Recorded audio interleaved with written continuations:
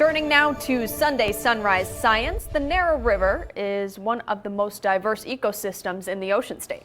Yeah, recently, Molly, I got to sit down and learn more about a recent phenomenon that turned parts of the estuary bright green and what work is actually being done to protect that estuary as well.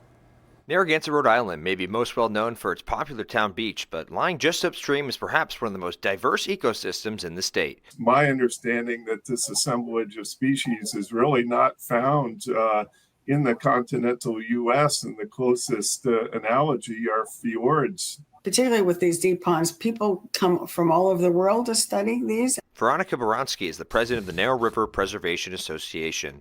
The group aims at engaging people to preserve and protect the Narrow River and its watershed since 1970. It was back on November 16th when watchers well in tune with the river started noticing changes. They are our eyes and ears of the river. 13 locations that span the entire length of the river. The typical dark blue color was now appearing more milky green in parts of the estuary. The upper and lower pond are very deep, below about 4 meters or 12 feet.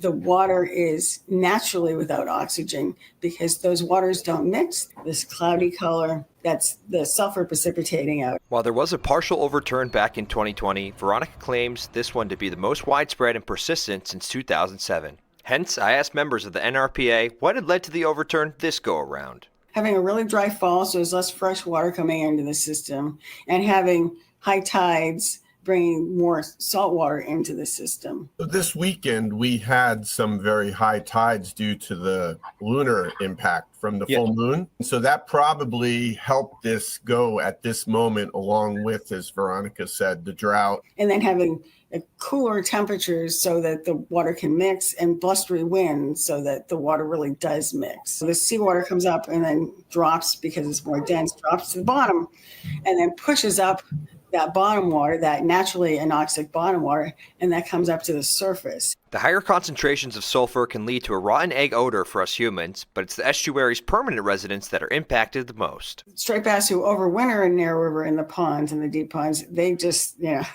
when they started to smell, they went. In that 2007 overturn, we had a lot of smaller fish that died because they just couldn't swim fast enough and get out of there. We're not seeing that. While the fish are gone, the crabs are not. They will try to get out of the water because the sulfur is not good for their shells or for them.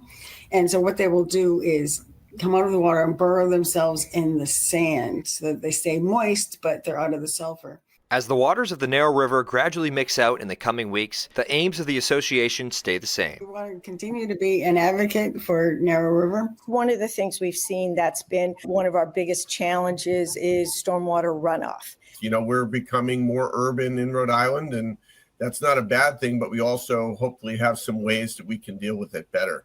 If you lose your salt marshes, you lose tremendous ecosystem services that estuaries provide. It was great speaking with members of the NRPA regarding the overturn, regarding some of their preservation efforts. You can find more information. Actually, follow the overturn on their Facebook page or narrowriver.org to learn more about the organization. Just another impact from that very dry fall we had. Most certainly.